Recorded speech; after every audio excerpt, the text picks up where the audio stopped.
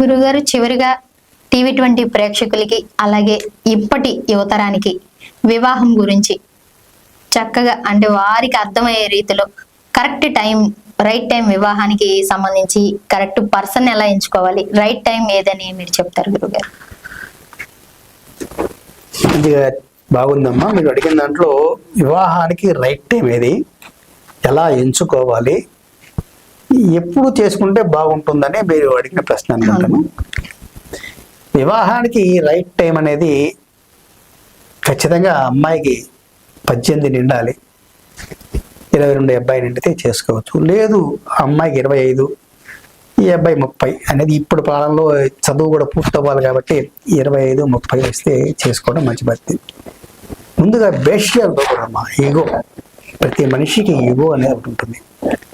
నాకు ఉంటుంది, మీకు ఉంటుంది, ఆయనకే ఉండొచ్చు.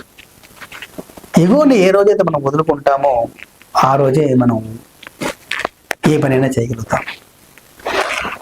నేను ఇంత సంపాదిస్తున్నాను, నాకన్నా మా ఆయన తక్కువ సంపాదిస్తాడు, నేను ఎందుకు ఆయన చేసుకోవాలి, నేను ఎందుకు ఆయన మాట వినాలి అని ఎప్పుడైతే అనుకుంటుందో ఆటోమేటిక్గా అతను కొంచెం కుంచుకుపోతాడు.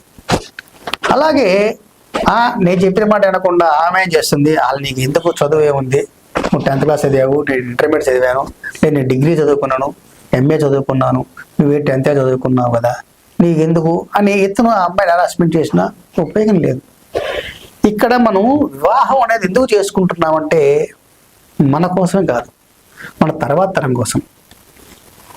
మన తర్వాత తరం రావాలంటే ఖచ్చితంగా వివాహం చేసుకోవాలి. మనం ఈ రోజులాగా డబ్బు సంపాదించాలి, ఉద్యోగం సంపాదించుకోవాలి, పెద్ద పేరు రావాలి, కార్లు కొనాలి, బంగ్లాలు కొనాలి, ఇవన్నీ కొన్న తర్వాతే పెళ్ళి అనుకుంటే 40-45 సంవత్సరాలు వచ్చిన తర్వాత మరి పిల్లలు పుట్టట్లా.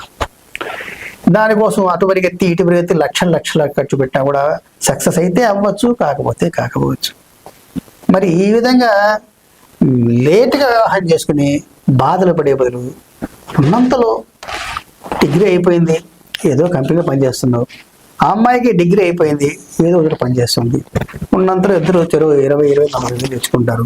చక్కగా ఆ 40 వేలకు మీకు తగ్గ ఇల్లు, మీకు తగ్గ తిండి, అంటే బాగా ఆడంబరాలకు పోకుండా, అంటే వారం సినిమాలకు వెళ్ళకుండా, 15 రోజులకు ఒకసారి షాపింగ్ వెళ్ళకుండా, అలానే ఇప్పుడు ఈ మధ్య కొత్తగా వస్తున్నాయి కదండి ఫ్లిప్కార్ట్, వీటిలో ఆర్డర్ రోజు పెట్టుకోండి, అలాగనే రోజు అన్నం వండకుండా జొమాటోలను టమాటోలను తెప్పించుకోకుండా, అంటే మనకు అవసరానికి మించిన ఖర్చులు పెట్టుకోకుండా వాళ్ళు నార్మల్గా కనుక ఉండగలిగితే పెళ్లి చేసి సుఖంగా ఉండవచ్చు. కోరికలతో ఎప్పుడైతే మనం తర్వాత చేసుకుందామంటారో ఆ తర్వాత అయిపోతూనే ఉంటుంది. దానివల్ల పెద్దగా వీళ్ళకి ఉపయోగం ఉండదు. కాబట్టి అమ్మాయి కానీ అబ్బాయి కానీ తగిన వాడు ఎక్కడ ఉండదమ్మా. అబ్బాయి అయినా అమ్మాయి అయినా చేసుకున్న తర్వాత తప్పదు. భర్త అంటే భర్తనే, ఆయన బాధ్యతలు ఆయనకు ఉంటాయి. ఆమె భర్త అనేవాడు ఆమె ఖచ్చితంగా చూడాల్సిందే. ఆమె బాధ్యతల్ని, ఆ కోరికల్ని అన్నింటినీ తీర్చవలసిన వాడే భర్త అంటే భర్త అంటే భరించువాడు. మన దగ్గర ఎవరు భరించడమే, ఆమె ఏం చేసినా భరించాలి. ఎందుకంటే ఆ అమ్మాయి వాళ్ళ అమ్మని, నాన్నని, బంధువుల్ని అందరినీ వదిలి బయటకు వచ్చినప్పుడు నువ్వు కదా ఎవరు చూస్తారు అమ్మాయిని? అమ్మాయి కోరిక నువ్వు కదా ఎవరు తీరుస్తారు? చెప్పుకో నువ్వు, అమ్మ ఒక పని చేద్దాం, నాకు వచ్చే జీతం ఎంత, నీకు వచ్చే జీతం ఎంత, ఇద్దరం కలిసి ఈ పని చేద్దాం, ఈ సంవత్సరం నీకు ఈ పట్టు చీర కొనిస్తాను, వచ్చే సంవత్సరం నేను ఒక ప్యాంట్ షర్ట్ కొనుక్కుంటాను, ఈ సంవత్సరం నువ్వు ఈ ఫంక్షన్కి వెళ్దాము, వచ్చే సంవత్సరం మనం ఆ ఫంక్షన్కి వెళ్దాము. ఏ ఫంక్షన్లో ఏది ఇంపార్టెంట్ అనుకుంటే అమ్మాయి తరపున ఇంపార్టెంట్ అనుకుంటే ఆ అబ్బాయి కూడా వెళ్తాడు, అమ్మాయి తరపున ఇంపార్టెంట్ ఆ అమ్మాయి వెళ్తుంది. ఇలా పంచుకోవాలి జీవితంలోని వాటిని పంచుకుంటూ వాటిని అలా పంచుకొని చేసుకోగలిగితే సుఖంగా ఉంటారు. పంచుకుని చేసుకోలేకపోతే ఇక ఇద్దరి మధ్య ఘర్షణ అనేది ప్రారంభం. ఎప్పుడైతే ఘర్షణ అనేది ప్రారంభమవుతుందో ఆ రోజు విడాకులు వెళ్తాయి. ఒకప్పుడు మా తాతలు కానీ తండ్రులు కానీ ఉన్నప్పుడు ఏ రోజు వాళ్ళు విడాకులు తీసుకునేది ఎక్కడ లేదే. మా తాత ఎప్పుడు విడాకులు తీసుకోలేదు, మా ముత్తాతలు ఎక్కడ విడాకులు తీసుకోలేదు. నా చెప్తే అందరికీ ఎవరి ఇళ్లలో ఉన్న తాత ముత్తాతలకైనా విడాకులు అనేది లేవు ఆ రోజు. అలాంటివి ఏమన్నా ఘర్షణలు వచ్చినా నలుగురు బంధువులు కూర్చోబెట్టేసి వాళ్ళ మధ్య పరిష్కారం చేసి పంపించేసేవాళ్ళు. లేకపోతే విడాకుల దగ్గర కోర్టు కట్టడం, డబ్బులు దోచుకోవడం అనేది లేవు. అంటే ఇవన్నీ ఏంటంటే బంధాలు పెంచుకుంటూ ఉంటే పెరుగుతాయి, తుంచుకుంటూ ఉంటే పోతూ ఉంటాయి. కాబట్టి ఈ బంధాన్ని రక్త సంబంధాలుగా మార్చుకుంటూ వాళ్ళని చేయగలిగినప్పుడే వాళ్ళు మనకి ఇచ్చేసినప్పుడే మనం ఏంటంటే మనం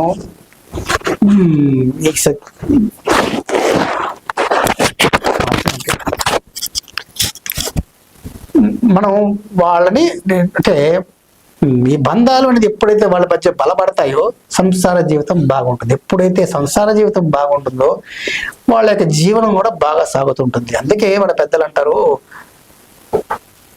వ్యక్తిని కాదు కూడాల్సింది వాళ్ళ వ్యక్తిత్వం చూడమంటాడు. వ్యక్తి ఎలాగైనా ఉండొచ్చు, కొంతమంది గంభీరంగా ఉంటారు, కొంతమంది చాలా మెత్తగా ఉంటారు. గంభీరంగా ఉన్నంత మాత్రాన అతను కొడతాడు తిడతాడని కాదు, మెత్తగా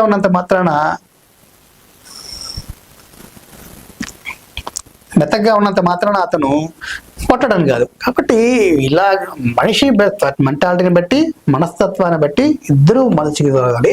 ముఖ్యంగా ఇద్దరి మధ్య ఈగో అనేది ఉండకూడదమ్మా. ఈగో అనేది ఎప్పుడైతే మొదలవుతుందో నేను నాది అనే స్వతంత్రం వచ్చేస్తుంది. అది లేనప్పుడు మనది అనేది వస్తుంది. కాబట్టి మనం ఎప్పుడు నేర్చుకోవాల్సినట్టే నేను నాది కాదు, మనది మనందరది అని ఎప్పుడైతే మనం అనుకోగలుగుతామో వివాహ వ్యవస్థలో చక్కటి ఉంటాయి, జీవితం కూడా చాలా చక్కగా ఉంటుందమ్మా. ఇది నాకు తెలిసినంతలో. థ్యాంక్స్ గురువు గారు. మా టీవీ20 ప్రేక్షకులకి మాకు వివాహం గురించి చాలా విలువైన మాటలు మీ ద్వారా మేము తెలుసుకున్నాం. ఈరోజు మా కోసం మీ విలువైన సమయాన్ని మాకు ఇలా షేర్ చేసినందుకు మీకు ధన్యవాదాలు. ధన్యవాదాలమ్మా. టీవీ20 ప్రేక్షకుడు ధన్యవాదాలు. నాకు ఇటువంటి మంచి అవకాశాన్ని ఇచ్చినటువంటి యాజమాన్యానికి మరియు ఇక్కడున్న అందరికీ కూడా ధన్యవాదాలు తెలియజేసుకుంటున్నాను. నేను నా తీసిన వరకు మన హిందూ వివాహ వ్యవస్థ గురించి చెప్పాను.